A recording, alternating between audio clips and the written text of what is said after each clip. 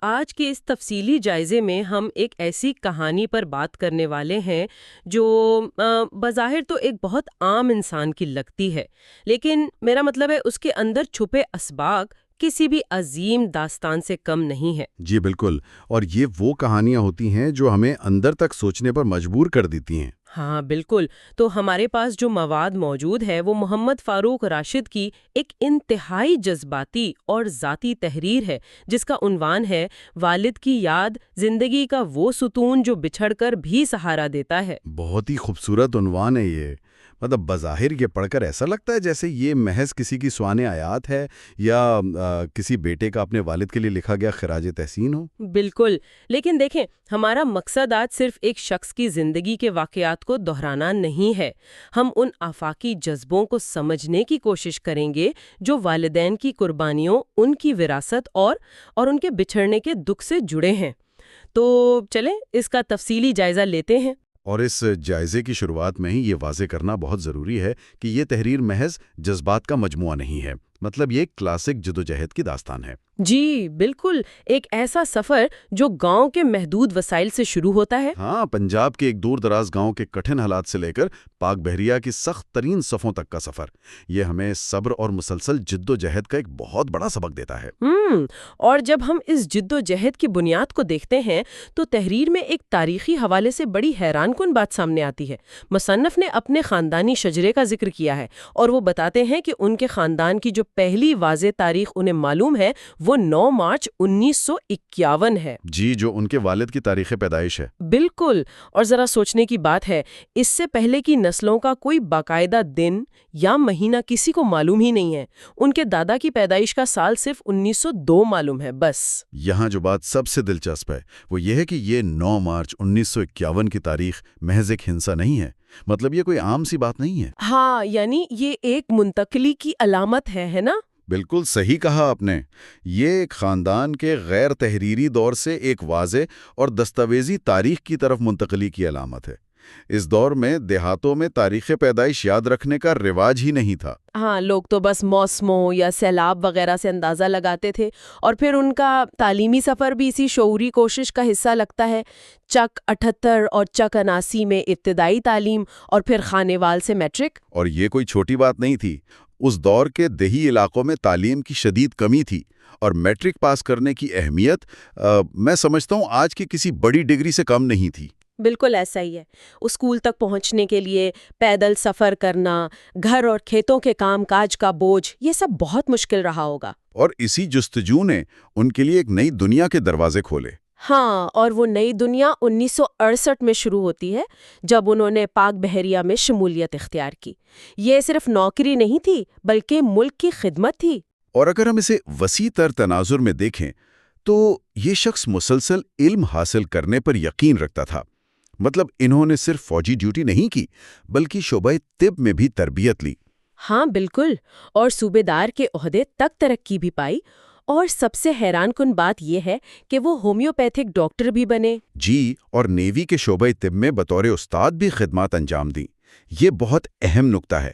ایک استاد بننا آنے والی نسلوں کو تیار کرنے کا ایک مقدس فریضہ ہے جو انہوں نے بخوبی نبھایا۔ مطلب ایک انسان جو گاؤں کے محدود وسائل سے آیا ہو اور پھر وہ دوسروں کو زندگی بچانے کا ہنر سکھا رہا ہو، یہ واقعی لاجواب بات ہے۔ اور مصنف میں اسی حوالے سے ایک بڑی خوبصورت تشبیہ دی ہے کہ والد دراصل ایک ایسا سایہ دار درخت ہوتا ہے جو زندگی کی سخت دھوپ سے بچاتا ہے۔ ہاں، یہ تشبیہ بہت گہری ہے۔ جب تک یہ درخت موجود ہوتا ہے، انسان کو دنیا کی سفاکی کا براہ راست سامنا نہیں کرنا پڑتا۔ اور اس چھاؤں کا ایک بہت عملی پہلو بھی تھا کہ انہوں نے نامساعد حالات کے باوجود اپنے آبائی گھر اور زرعی زمین کو ہر قیمت پر محفوظ رکھا۔ وہ اپنی جڑوں کو محفوظ رکھنا چاہتے تھے۔ اور اسی مضبوط بنیاد اور ان کی انتھک محنت کا نتیجہ تھا کہ مصنف خود زندگی میں اعلیٰ تعلیم حاصل کر کے ایک کامیاب سرکاری آفیسر بن سکے۔ اور مصنف اس بات کا اعتراف بھی کرتے ہیں کہ یہ ان کے والد کی ہی قربانیوں کا پھل ہے۔ لیکن پھر اس کہانی میں ایک بہت ہی کڑا اور تکلیف دہ موڑ آتا ہے جب ان کے والد کو بلڈ کینسر کی تشخیص ہوتی ہے۔ کینسر کا نام ہی قدموں تلے سے زمین نکال دینے کے لیے کافی ہوتا ہے۔ یہ ایک انتہائی کڑی آزمائش ہوتی ہے۔ اور یہ سالوں پر محیط علاج تھا۔ لیکن اس دوران ایک انتہائی یادگار اور اہم واقعہ تحریر میں موجود ہے جو واقعی رونگٹے کھڑے کر دیتا ہے۔ جی، میں سمجھ رہا ہوں آپ کس واقعے کی بات کر رہی ہیں، وہ کراچی کا سفر۔ بالکل، شدید بیماری کے باوجود، مطلب کیمو تھراپی اور کینسر کے آخری مراحل کی کمزوری کے باوجود، انہوں نے خانیوال سے کراچی کا طویل سفر کیا تاکہ وہ مصنف کی پاسنگ آؤٹ پریڈ دیکھ سکیں۔ اور اسے گولڈ میڈل وصول کرتے ہوئے دیکھ سکیں۔ یہ واقعہ نفسیاتی طور پر بہت کچھ بتاتا ہے۔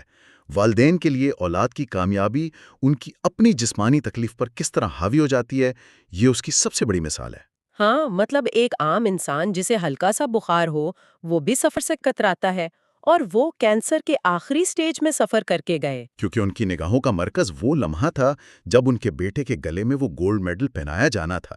یہ ان کی زندگی بھر کی محنت کا ثمر تھا۔ واقعی یہ الفاظ میں بیان کرنا بہت مشکل ہے، لیکن فتوحات کے ساتھ ساتھ رخصتی کا وقت بھی اٹل ہوتا ہے۔ ان کی زندگی کا آخری ہفتہ جو تحریر کا سب سے زیادہ بوجھل حصہ ہے۔ جی، وہ آخری ایام بہت تکلیف دہ تھے۔ مصنف کو کراچی سے فوری خانیوال بلایا گیا، لیکن جب تک وہ وہاں پہنچا، والد اس دنیا سے رخصت ہو چکے تھے۔ یہ ایک ایسا صدمہ ہے جس کا ہم بس تصور ہی کر سکتے ہیں۔ کسی پیارے کو آخری بار نہ دیکھ پانے کا احساس انسان کو زندگی بھر کیسے متاثر کرتا ہے، یہ ایک ناختم ہونے والی کسک ہے۔ ہاں، اور اس کے فوراً بعد کی تلخ حقیقت کہ مصنف کا خود ان کی نماز جنازہ پڑھانا اور اپنے ہی ہاتھوں سے انہیں قبر میں اتارنا۔ یہ وہ لمحہ ہے جب انسان عملی طور پر اپنی سب سے بڑی پناہ گاہ کو ہمیشہ کے لیے مٹی کے سپرد کر رہا ہوتا ہے۔ بہت بھاری وقت ہوتا ہے یہ۔ اور پھر اس کے بعد کے سالوں کی بات آتی ہے۔ تحریر میں بتایا گیا ہے کہ والد کو دادا جی کے قدموں کی طرف دفن کیا گیا، اور برسوں تک یہ قبریں بالکل سادہ رہیں۔ جی، کوئی پختائی نہیں کی گئی تھی، لیکن پھر سال 2023 میں ایک واقعہ ہوا۔ بالکل، جب مصنف کو قبرستان میں وہ سادہ قبر تلاش کرنے میں دشواری پیش آئی تو انہوں نے ایک اہم فیصلہ کیا۔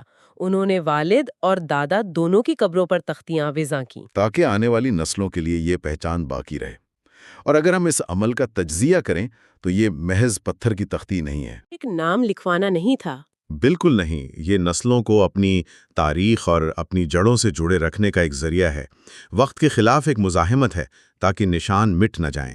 اور اسی بنیاد پر مصنف اپنی ہر پہچان اور کامیابی کو اپنے والدین کی دعاؤں اور محنت کا نتیجہ مانتا ہے، اور ان کی یاد کو ایک ناختم ہونے والی خوشبو قرار دیتا ہے جو ہمیشہ ساتھ رہتی ہے۔ حقیقت میں یہی شکر گزاری اور احسان مندی اس پوری کہانی کی اصل روح ہے۔